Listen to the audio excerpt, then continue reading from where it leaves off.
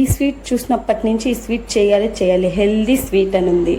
అందుకు మనం ఎందుకు చేయకుండా ఉంటాం చెప్పండి. సో ఇదైతే చేద్దాం. చలో ఇప్పుడైతే ఈ మంచిగా బెల్లాన్ని షాక్తో మంచిగా తురుముకోండి. కప్పు నిండా తురుముకొని 1 కప్పు బెల్లం ఇంకా 1 కప్పు వాటర్ వేయండి. వాటర్ వేసేసి మంచిగా సిమ్లో పెట్టుకొని మంచిగా మిక్స్ చేసుకోండి.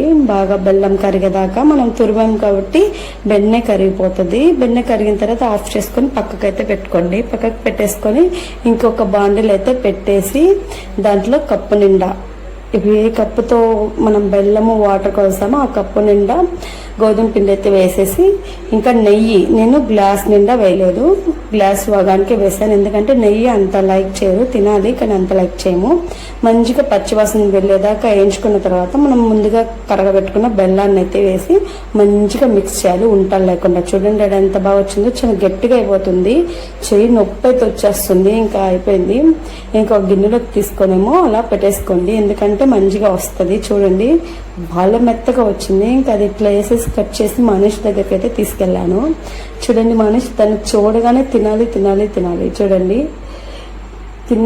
తిన్న తర్వాత ఎలా ఉందో చెప్పరా అంటే అస్సలు చెప్పట్లేదు. చెప్పకుండా ఇంకొకసారి కూడా కావాలి అంటున్నాడు. సో నేనైతే పెడుతున్నాను.